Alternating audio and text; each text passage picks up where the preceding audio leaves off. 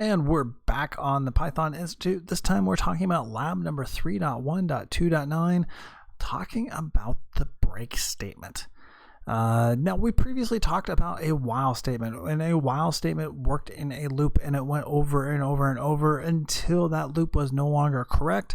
Oftentimes, these loops, however, can be used in methods that are intentionally never meant to be wrong. And so in that case, we need some way to get out of it. For instance, one of the things that might happen if we come over here and we start opening up an editor is you may see somebody do a while true. And then they can print some message. All work and no play makes Jack a dull boy. And then do a time.sleep. And I need to import the time statement. Excuse me. And what will happen is it will go ahead and it will print out the phrase, all work and no play makes Jack a dull boy, every single second forever. Because of the fact that the while statement is true. And really what happens is the while statement looks for a true statement, and true is always true. Therefore, it will always keep printing this over and over until I click close. Yeah, until I cancel that script. So this is oftentimes used for something that should go on and on and on forever.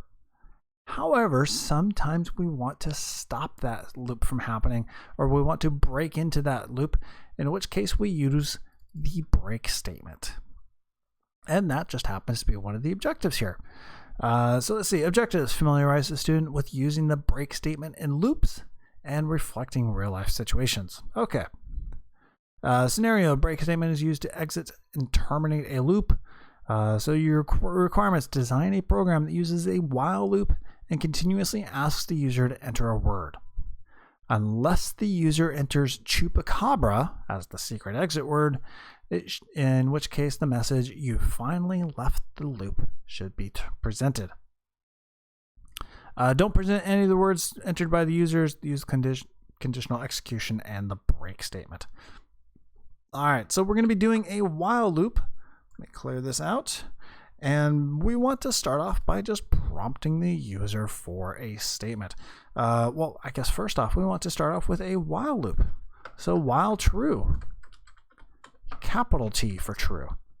Capital T true versus lowercase t true are two different things. So we enter into a loop that will never end, and what we want to do is we want to prompt the user for a secret password.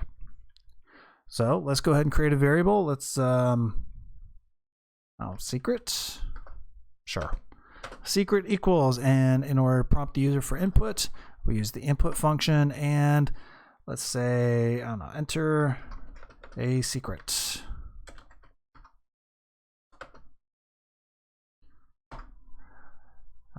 And then we want to verify if secret is equal to chupacabra. So if secret is equal to equal signs for comparison, and chupacabra, for those of you familiar or unfamiliar with Spanish, cabra is a goat.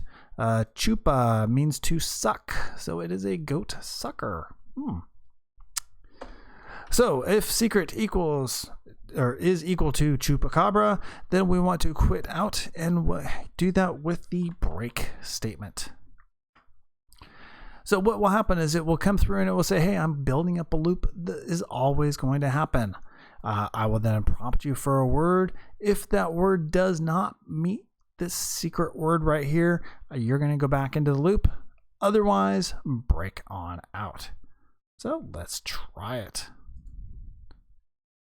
So enter a secret: happy, sad, hello, no, chupacabra, and then it exits on out. Oh, I missed something. You've successfully left the loop. That's what I did. That's going to be back here outside of the while loop. So print, you've successfully left the loop. There we go.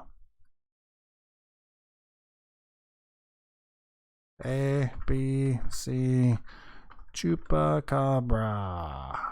You've successfully left the loop. There you go. So that's the break statement. It's great for some of these while statements. For instance, you may be stuck in a while loop while waiting for input, while I'm powered on, and you keep going through a loop looking for some sort of an input. And then if some special input, such as a light being turned on or a button being pressed on your keyboard, is reached, then you can go ahead and initiate the break statement. This is especially useful if you need multiple break statements to occur, as opposed to just having one condition at the start of your while loop.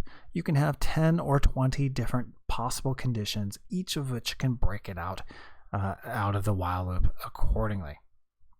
So there you go. That's your first break statement in your while loop.